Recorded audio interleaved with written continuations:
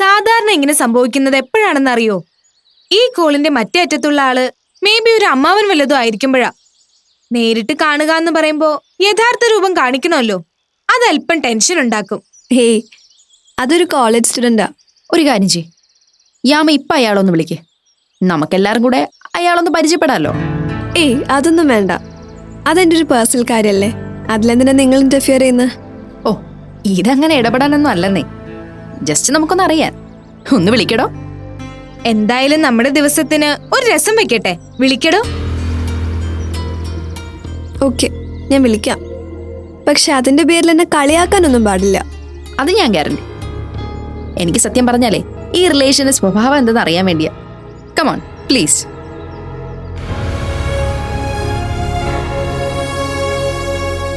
സ്പീക്കറിലിട്, ഞങ്ങൾക്കും കേൾക്കാമല്ലോ.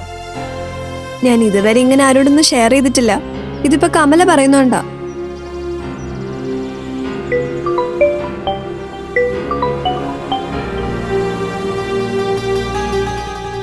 ഹലോ. അതെ, എനിക്ക് അത്യാവശ്യമായിട്ടൊന്ന് കാണണമല്ലോ. എവിടെയുള്ളതെന്ന് പറഞ്ഞാ ഞാൻ അങ്ങോട്ട് വരാം. എന്താ ഇത്ര അത്യാവശ്യം? എത്ര നാളെ ഞാൻ കാണണം എന്ന് പറയുന്നു. ഒഴിഞ്ഞു മാറുന്ന ഇയാളല്ലേ. സോ ഇന്ന് ഞാൻ ഫുൾ ഫ്രീയാ. സ്ഥലം പറ, ഞാൻ അങ്ങോട്ട് വന്നോളാം. കാര്യം കൊള്ളാം, പക്ഷേ വിളിച്ച ദിവസം പാളിപ്പോയി. എന്തു പറ്റി? എന്നും വിളിക്കുമ്പോ ഞാൻ ഹോസ്പിറ്റലാണെന്ന് പറഞ്ഞാൽ താൻ വിശ്വസിക്കില്ലല്ലോ. പക്ഷെ പറയാതിരിക്കാൻ നിവൃത്തിയില്ല. അച്ഛന്റെ സ്ഥാപനത്തിലൊരു സെക്യൂരിറ്റി ആക്സിഡന്റ് ആയി ഹോസ്പിറ്റലിലാ. എല്ലാ കാര്യങ്ങളും നോക്കുന്നത് ഞാനാ. ഏത് ഹോസ്പിറ്റൽ? ഞാൻ ആ ഹോസ്പിറ്റലിലേക്ക് വരാം. ഏയ് നോ, താൻ ഇങ്ങോട്ടൊന്നും വരണ്ട. ഇന്നത്തേക്കും കൂടി ഒന്ന് ലീവ്. അത് കഴിഞ്ഞ് കാണേണ്ട സമയം ഫിക്സ് ചെയ്തിട്ട് ഞാൻ വിളിക്കാം. Now I am busy. Please, നമുക്ക് സംസാരിക്കാൻ ഇഷ്ടം പോലെ സമയമുണ്ടല്ലോ. നമ്മുടെ സർവീസ് ആവശ്യമുള്ളവർക്ക് അത് കൊടുത്തല്ലേ പറ്റൂ. ഓക്കെ?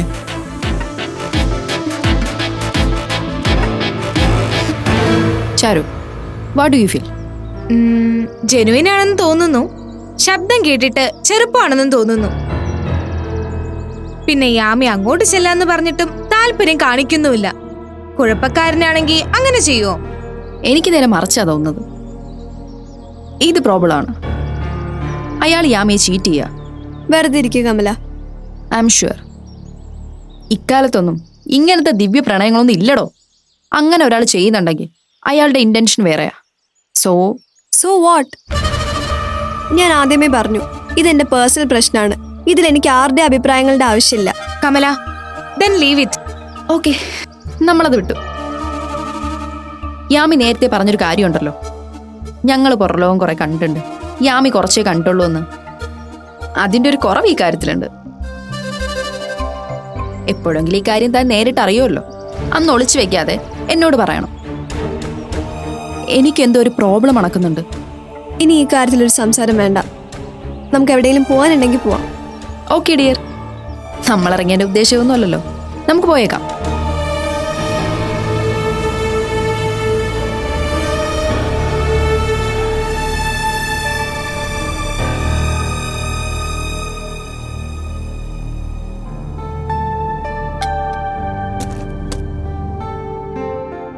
രഞ്ജിത്ത് ഇപ്പൊ തന്നെ ഇറങ്ങുന്നുണ്ടോ? ആ, ഞാനിപ്പോ തന്നെ ഇറങ്ങും. കുട്ടിച്ചന്റെ വീട് ഹാപ്പി ആയല്ലേ? സത്യം പറഞ്ഞാ അതിന്റെ കാരണം ആരാന്നറിയോ? യദുക്കുട്ടനാ. യാമി അടുത്ത് ചെന്നിട്ടും കമല തീരെ അനങ്ങിയില്ല. പക്ഷെ യദുക്കുട്ടിന്റെ അടുത്ത് ഒരു രക്ഷയില്ല, അവള് തോറ്റു. ഇപ്പൊ കുട്ടിച്ചനും ലക്ഷ്മിയമ്മയ്ക്കും എന്ത് സന്തോഷാന്നറിയോ?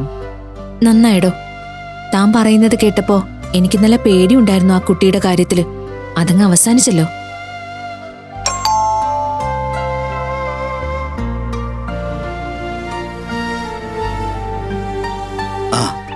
രഞ്ജിതല്ലേ? സദാശിവൻ സാറ് വരണം സാർ. ഇരിക്കണം സാർ. Thank you. ഇത് സദാശിവൻ സാറ്, സാരംഗിന്റെ പഴയൊരു ക്ലൈന്റ്. ഞങ്ങൾ തമ്മിൽ ഒരു തവണ മാത്രമേ കണ്ടിട്ടുള്ളൂ, അതും ഒരു വർക്ക് സൈറ്റിൽ വെച്ച് അല്ലേ? ഇത് സാരംഗിന്റെ മിസ്സിസ്. ഡോക്ടർ മൈഥിലി അല്ലേ? അറിയാം. കുടിക്കാൻ എന്താ എടുക്കേണ്ടത്? ഒന്നും വേണ്ട, രഞ്ജിത്തിനെ ഒന്ന് കാണാൻ വേണ്ടി ഇറങ്ങിയതാ. സോ ഒന്നും വിചാരിക്കരുത്. സാരംഗുമായിട്ടുള്ള എന്തെങ്കിലും ഇഷ്യൂസ് ആണ് സംസാരിക്കാനുള്ളെങ്കിൽ ഞങ്ങൾ തമ്മിൽ ഇപ്പൊ അത്ര നല്ല ടേംസിലല്ല. അതിന് തൽക്കാലം തന്നോട് പറയാൻ എനിക്ക് പരാതിയൊന്നും ഇല്ലല്ലോ. താനെന്തോ പുതിയ ബിസിനസ് ഒക്കെ തുടങ്ങിയത് കേട്ടല്ലോ.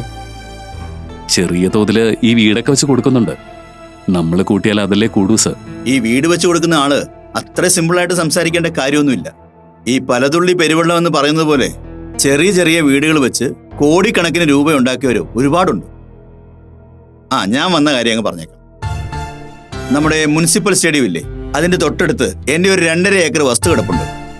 സത്യം പറഞ്ഞാൽ എനിക്ക് അതിൽ വിശേഷിച്ച് പ്ലാൻ ഒന്നും ഉണ്ടായിരുന്നില്ല. വിറ്റേക്കാമെന്നുള്ള തീരുമാനത്തിലുമായിരുന്നു. മൂത്തവൻ ജർമ്മനില്ല, അവനിപ്പോ നാട്ടിലേക്ക് തിരിച്ചു വരിക. ഇവിടെ നിന്നേക്കാമെന്നുള്ള തീരുമാനത്തില. എത്ര കാലത്തേക്കാണെന്നൊന്നും എനിക്കറിയില്ല. അപ്പോൾ ഇവിടെ വന്നാൽ എന്ത് ചെയ്യാമെന്നൊരു ചോദ്യം വന്നു. ഐഡിയ അവന്റെ തന്നെയാണ്. ഒരു ഷോപ്പിംഗ് കോംപ്ലക്സ് ആ സ്ഥലത്ത് പണിയാം, അതാണ് ഉദ്ദേശം. അതിപ്പോ എന്റെ ഭാഗത്ത് നിന്ന് കയ്യിൽ കാശുള്ള ഒരുത്തൻ കോൺട്രാക്ടർ തേടി വരുന്നത് എന്തിനാണോ? പണിയേൽപ്പിക്കാനല്ലേ. എന്താ, തനിക്ക് അങ്ങനെ ഒരു പണി ഏറ്റെടുക്കാൻ പറ്റില്ലേ? അയ്യോ സർ, അതിനാണെന്ന് ഞാൻ കരുതിയില്ല. പ്രസ് ക്ലബിന്റെ തൊട്ടടുത്ത് എനിക്കൊരു ഓഫീസുണ്ട്. നമ്മുടെ ഈ വ്യാപാരി വ്യവസായി ഓഫീസിന്റെ താഴെ. സൗകര്യം പോലെ താൻ അങ്ങോട്ട് ഇറങ്ങുകയാണെങ്കിൽ നമുക്ക് കാര്യങ്ങൾ ഡീറ്റെയിൽഡ് ആയിട്ട് സംസാരിക്കാം. അവന്റെ ഐഡിയാസ് എന്താണെന്ന് നമുക്ക് ചോദിക്കുകയും ചെയ്യാം. എന്ത് പറയുന്നത് താൻ? സന്തോഷം സർ. സത്യം പറഞ്ഞ ഇത്രയും വലിയൊരു പ്രോജക്റ്റ് എന്നെ ഒരാള് വിശ്വസിച്ച് ഏൽപ്പിക്കാന്ന് പറഞ്ഞ താൻ കൊള്ളടോ. തന്റെ പണി നടക്കുന്ന 2 വീടുകളില്ലേ, ആ 2 സൈറ്റിലും ഞാൻ പോയിരുന്നു. മൊത്തത്തിൽ കുഴപ്പമൊന്നുമില്ല. താൻ വാ, നമുക്ക് നല്ലൊരു കരാർ തന്നെ എഴുതാം. എന്നിട്ട് തനിക്ക് മുൻകൂറായി എത്രയാ പണം വേണ്ടത്, ബാക്കി പണത്തിന്റെ ക്രമം എങ്ങനെയാണ്, എത്ര സമയം കൊണ്ട് പൂർത്തീകരിക്കാം എന്നതിനെ കുറിച്ചൊക്കെ ഒരു ഡീറ്റെയിൽസ് ആവാം. എന്റെ ഭാഗത്തുനിന്ന് വീഴ്ചയൊന്നും വരില്ല, തന്റെ ഭാഗത്തുനിന്ന് അതുകൊണ്ടാവാനും പാടില്ല. കുഴപ്പമൊന്നുമില്ല സർ. നമ്മൾ പറയുന്ന എഗ്രിമെന്റിൽ 1 മിനിറ്റ് പോലും മുന്നോട്ട് പോകത്തില്ല. അത് ഞാൻ വാക്കുതരാം. എന്നാ പിന്നെ അങ്ങനെ ആവട്ടെ, ഞാൻ ഇറങ്ങാം. ശരി സർ. ഓക്കെ, താൻ വൈകണ്ട, നാളെ തന്നെ ഇറങ്ങിക്കോ. ശരി സർ.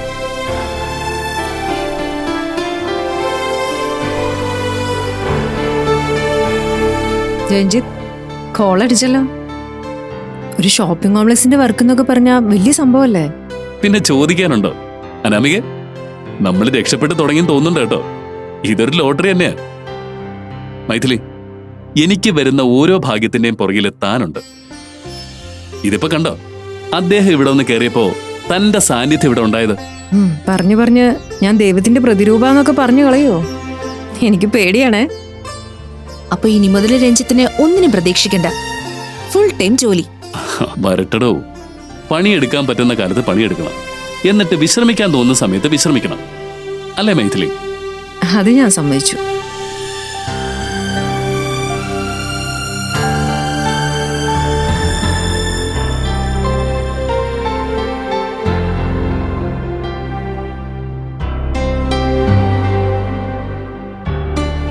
സാർ, ജീവൻ സാർ.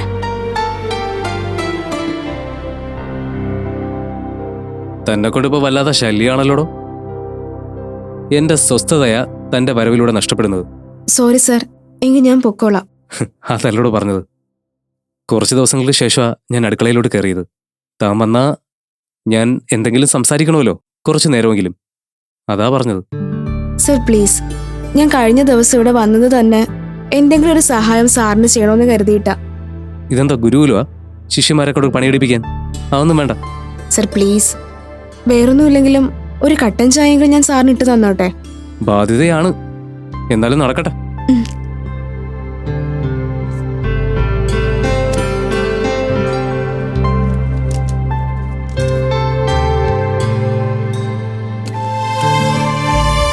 സാർ, കറിക്കൊക്കെ അരിഞ്ഞു വെച്ചിരിക്കുവോ അല്ലേ?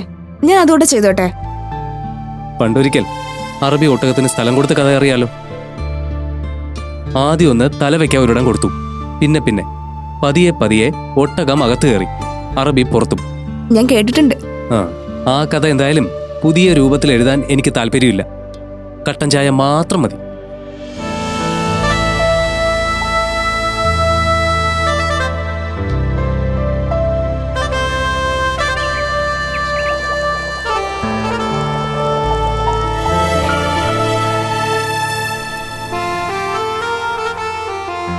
സർ, ആഹാ, പെട്ടെന്നായാലോ.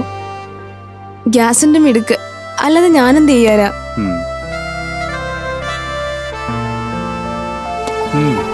കൊള്ളാം, നന്നായിട്ടുണ്ട്. ശിഷ്യയെ വിഷമിപ്പിക്കണ്ടെന്ന് കരുതിയിട്ടാണോ? എടോ, ഈ കട്ടൻ ചായക്ക് ഒരു കുഴപ്പമുണ്ട്, അറിയോ തനിക്ക്? ഞാൻ കട്ടൻ ചായ കുടിച്ച് കുഴപ്പങ്ങളൊന്നും ഇതുവരെയും കേട്ടിട്ടില്ല. നമുക്ക് ഇഷ്ടപ്പെട്ട് നമ്മൾ കഴിക്കുന്ന ഭക്ഷണങ്ങളിൽ ഏറ്റവും കുറച്ച് സാധനങ്ങൾ ഉപയോഗിച്ചുണ്ടാക്കുന്ന ഒന്നാ കട്ടൻ ചായ. പക്ഷെ ഒരു ദിവസം നമ്മളൊരു 100 സ്ഥലത്ത് നിന്ന് ഇത് കുടിക്കും. പക്ഷെ ഏതെങ്കിലും ഒരു സ്ഥലത്ത് നിന്നാ അതിന്റെ കോമ്പിനേഷൻ പെർഫെക്റ്റ് ആകുന്നത്. അത്രയ്ക്ക് ഞാൻ എത്തിയെന്നാണോ? എവിടെ? അത്രയ്ക്കൊന്നും എത്തിയിട്ടില്ല, എന്നാലും ബോറല്ല. സാറിന്റെ അടുക്കള കണ്ടാലേ ഇവിടെ ഒരു പെണ്ണുള്ള മാതിരിയാ തോന്നുന്നത്. എന്ത് രസമായിട്ടാ എല്ലാം അടുക്കി പറക്കി വെച്ചിരിക്കുന്നത്. അകത്ത് കയറിയപ്പോ ഞാൻ ആദ്യം കരുതിയതേ എല്ലാം വലിച്ചു വാരി ഇട്ടിരിക്കുമായിരിക്കും. അടക്കോ ഒതുക്കൊക്കെ പണ്ടേ ശീലിച്ചതാ, അതിപ്പോ ജീവിതത്തിന്റെ ഭാഗമായിട്ട് മാറി. അടുത്ത ദിവസം സാറിന് ക്ലാസ്സിൽ ഇറങ്ങാൻ പറ്റില്ലേ? ഞാൻ ഇറങ്ങും. ഇനിയിപ്പോ നടക്കുന്നതിന് ചെറിയ ബുദ്ധിമുട്ടുണ്ടെങ്കിൽ തന്നെ അതും പഠിപ്പിക്കുന്നതും തമ്മിൽ എന്താ ബന്ധം? സാറിനെ എല്ലാവർക്കും മിസ് ചെയ്യുന്നുണ്ട്. ചുമ്മാ. അതെ സർ, ഞങ്ങള് ഫ്രണ്ട്സ് എല്ലാം സാറിന്റെ ക്ലാസ് നന്നായിട്ട് എൻജോയ് ചെയ്യുന്നുണ്ട്. അതിപ്പോ ഞാൻ സ്ഥലം മാറിപ്പോയാൽ തീരാവുന്നല്ലേ ഉള്ളൂ. സാറിന് പോകാൻ വല്ല ഉദ്ദേശമുണ്ടോ? അറിയില്ല, ചിലപ്പോ പോയേക്കും. ജീവിതം ഒരു കൊള്ളാവുന്ന യാത്രയാ, സഞ്ചരിച്ചുകൊണ്ടേയിരിക്കും. കാണാത്ത മുഖങ്ങൾ കാണണം, അറിയാത്ത ദേശങ്ങൾ അറിയണം, അനുഭവിച്ചിട്ടില്ലാത്ത ആചാരങ്ങൾ അറിയണം. അങ്ങനൊരു യാത്ര. സാർ ഒരു കാര്യം ചെയ്യ്, ഒരു ട്രിപ്പ് പ്ലാൻ ചെയ്തിട്ട് ഞങ്ങളെ കുറെ പേരെ കൂടെ കൂട്ട്. ഞങ്ങൾക്ക് വല്ലാത്തൊരു എക്സ്പീരിയൻസ് ആയിരിക്കും അത്. അതൊക്കെ കാര്യം തന്നെ, പക്ഷേ അതിന്റെ പേരിലുണ്ടാവുന്ന അപവാദങ്ങളോ? എന്ത് അപവാദം? എടോ, തന്റെ ഈ വരവ് തന്നെ ചിലപ്പോ ആളുകൾ നല്ല അർത്ഥത്തിൽ കാണണമെന്നില്ല. ഞാൻ പലപ്പോഴും തന്നെ വിലക്കാൻ നോക്കുന്നതും അതുകൊണ്ടാ. നല്ല റിലേഷൻസ് മനസ്സിലാക്കാൻ പറ്റാത്തവരെ മനസ്സിലാക്കണ്ട സാർ. എല്ലാരും ഒന്നിച്ചു തിരുത്താനൊന്നും പറ്റില്ലല്ലോ. ഞാൻ എനിക്ക് ഇഷ്ടമുള്ളപ്പോ സാറിനെ കാണാൻ വരും. ഒരു 10 പുസ്തകം വായിക്കുന്നതിനേക്കാൾ ഇഷ്ടമാ സാറിന്റെ കൂടെ സംസാരിച്ചിരിക്കുന്നത്. ഓരോരുത്തരും അവരുടെ അനുഭവങ്ങൾ തേടണമെന്നല്ലേ സാറ് പറയാറ്. ഞാനിപ്പോ സാറിന്റെ അനുഭവത്തിൽ നിന്ന് പഠിക്കാന്ന് തീരുമാനിച്ചിരിക്കുക. അതും നല്ല കാര്യമല്ലേ?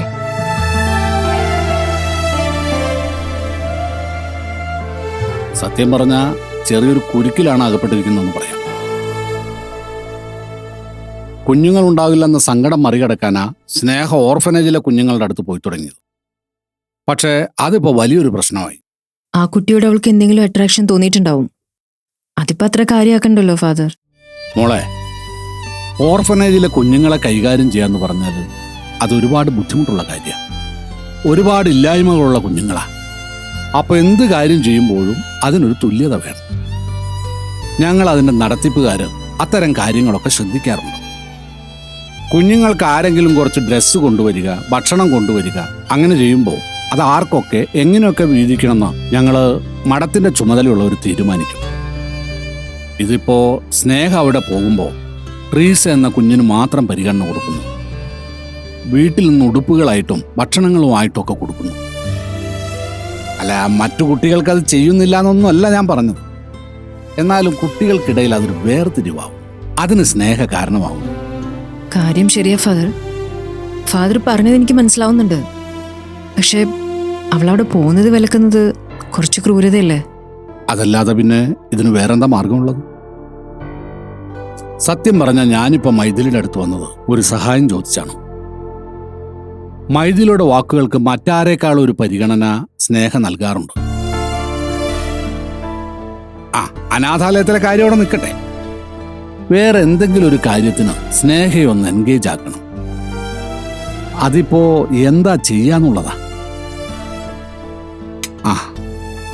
ഫാദർ, സ്നേഹയ്ക്ക് ആ കുഞ്ഞിനെ ഒരുപാട് ഇഷ്ടമാണെങ്കിൽ ആ കുഞ്ഞിന് സ്നേഹിക്കാൻ കൊടുത്തൂടെ? ആഹാ, സോമ ഇതൊക്കെ കേൾക്കുന്നുണ്ടായിരുന്നു. എനിക്ക് തോന്നുന്നത് ആ കുഞ്ഞിന് സ്നേഹയ്ക്ക് കൊടുത്ത സ്നേഹയ്ക്കൊരു കുഞ്ഞും ആവും, കുഞ്ഞിനൊരു അമ്മയും ആവും. നീ എന്തറിഞ്ഞിട്ടോ സുമേ പറയുന്നത്? അങ്ങനെയൊന്നും ഇതിന് പരിഹാരം കാണാൻ പറ്റില്ല. ഞാൻ പറഞ്ഞെന്നേ ഉള്ളൂ. മോളെ, ഒരഭിപ്രായം പറയാനുള്ള വ്യക്തതയൊക്കെ സുമയ്ക്കുണ്ട്. മോളുടെ കൂടെയല്ലേ കഴിയുന്നു. പക്ഷേ ഇപ്പൊ ഈ പറഞ്ഞ കാര്യം ഫാദർ, ഓർഫനേജിൽ കാണുന്നൊരു കുഞ്ഞിനെ സ്നേഹ അളവ് വിട്ട് സ്നേഹിക്കുന്നതും അതിനെ അവളെ സ്വന്തമാക്കുന്നതും തമ്മിൽ ഒരുപാട് വ്യത്യാസമില്ലേ? ഉണ്ട്. ചിലപ്പോ ഇത് അകലെ നിൽക്കുന്നതിനോടുള്ളൊരു കൗതുകം മാത്രമാണെങ്കിലോ? സ്നേഹയുടെ മുൻപത്തെ സ്വഭാവമായിരുന്നെങ്കിൽ ഞാനും അങ്ങനെ വിശ്വസിക്കുമായിരുന്നു. പക്ഷേ ഇപ്പോൾ അവളിൽ നല്ല മാറ്റമുണ്ടല്ലോ. പാവം. നമ്മളെയൊക്കെ സന്തോഷിപ്പിക്കാനാണ് അവൾ ശ്രമിക്കുന്നത്. പക്ഷേ സ്നേഹമോൾക്ക് സങ്കടം കൊടുക്കാനാണ് നമ്മുടെ വിധി. മൈഥിലി എന്തായാലും ആ കുഞ്ഞിനോടൊന്ന് സംസാരിക്കേ. പറ്റുമെങ്കിൽ സ്നേഹമോളുടെ മനസ്സൊന്നറിയാൻ ശ്രമിക്കേ. ശ്രമിക്കാം ഫാദർ. മൈഥിലി വിചാരിച്ച ഇക്കാര്യം നടക്കും. മൈഥിലി വിചാരിച്ചാലേ ഇക്കാര്യം നടക്കൂ.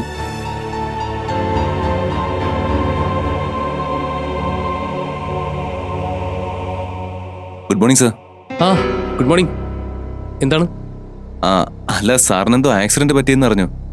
ഒന്ന് വന്ന് വിവരം അന്വേഷിച്ചിട്ട് പോകാന്ന് കരുതി വന്നതാ. ഇപ്പൊ കുഴപ്പമില്ലടോ, ഓക്കെയാണ്. അപ്പോ സാർ എന്ന് മുതലാ ക്ലാസ്സിന് വന്ന് തുടങ്ങുന്നത്? 1-2 ദിവസത്തിനകം വരാൻ പറ്റും. സാറേ, ഞങ്ങളൊന്ന് അകത്തോട്ട് കയറുന്നതിൽ ബുദ്ധിമുട്ടുണ്ടോ? ഓ അതിനെന്താ, വാ. ആ ആ? അത് ശരി, ഇത് പാർഷ്യാലിറ്റി ആണല്ലോ സാറേ. സാറ് സുഖമില്ലാതെ കിടക്കുമ്പോ എല്ലാവർക്കും ക്ലാസ് മിസ്സാവില്ലേ? ചിലരെ മാത്രം വീട്ടിൽ വിളിച്ചു വരുത്തി സ്പെഷ്യൽ ക്ലാസ് ഒക്കെ കൊടുക്കാന്ന് പറഞ്ഞ. നിങ്ങളെപ്പോലെ ആവണിയും എന്റെ സുഖകരം അന്വേഷിക്കാനാ വന്നത്. ഞങ്ങൾ അകത്തേക്ക് വരാൻ സാറിനോട് അനുവാദം ചോദിക്കേണ്ടി വന്നു. പക്ഷെ ഇവിടെ ചിലരൊക്കെ ഇറങ്ങി വരുന്ന അകത്തുനിന്നാ. എടാ, പെൺകുട്ടികൾക്ക് റിസർവേഷൻ ഉണ്ട്. നമ്മളെ പോലെ ഒന്നും അല്ലെന്നേ. സാറിനെ കാണാൻ വന്നതാണെങ്കിലേ സാറിന്റെ വിവരങ്ങൾ അന്വേഷിച്ചിട്ട് മര്യാദയ്ക്ക് തിരിച്ചു പോ. അല്ലാതെ ഞാനിവിടെ നിൽക്കുന്നതിനൊക്കെ വേറെ അർത്ഥമൊന്നും കാണണ്ട. അയ്യോ, ഞാൻ പ്രത്യേകിച്ച് അർത്ഥമൊന്നും കണ്ടില്ല. ആ പിന്നെ നിനക്കങ്ങനെ തോന്നിയെങ്കിൽ നിന്റെ ഉള്ളിൽ എന്തോ കുഴപ്പമുള്ളതുകൊണ്ടാ.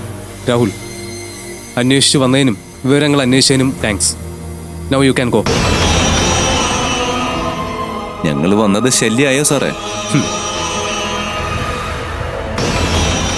ക്ഷീരമുള്ള ഒരു അകടിൻ ചുവട്ടിലും ചോര തന്നെ കൊതുകിൻ കൗതുകം.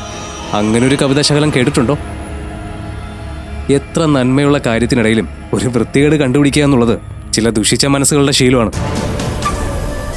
സാർ അങ്ങനെ പറഞ്ഞ് ഞങ്ങൾ ഇരുത്താ സാറേ. ഇവളുടെ വരവും പോക്കൊക്കെ ഞങ്ങൾ കൃത്യമായിട്ട് അറിയുന്നുണ്ട്. വേറെ ആർക്കും ഇല്ലാത്ത പ്രത്യേകത ഇവൾക്ക് മാത്രമായിട്ട് എന്തിനാണെന്നറിയാനാണ് ഞങ്ങൾ വന്നത്. അല്ല, സാറ് വീണാലും കിടന്നാലും ഞങ്ങൾക്കെന്താ?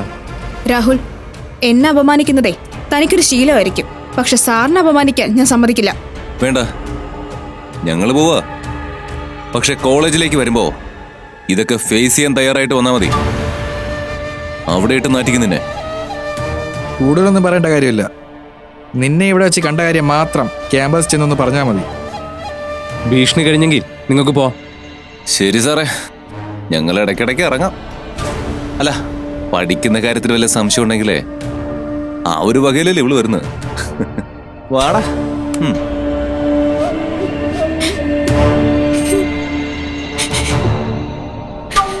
ഇപ്പൊ ഇതെങ്ങനെ ഉണ്ടാവണി?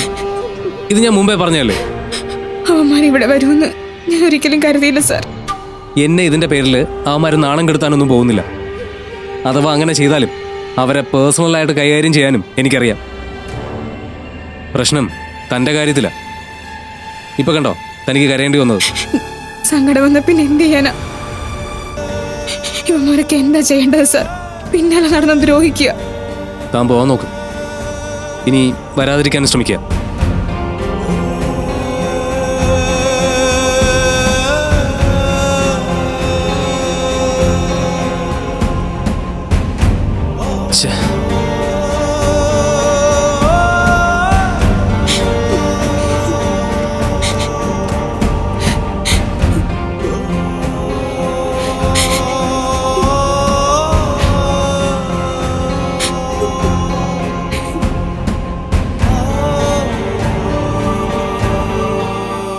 ഒരാൾ കരഞ്ഞു മുന്നിൽ വന്നിരുന്നാല് എന്താ കാരണമെന്ന് ചോദിക്കുന്ന ഒരു മര്യാദയല്ലേ?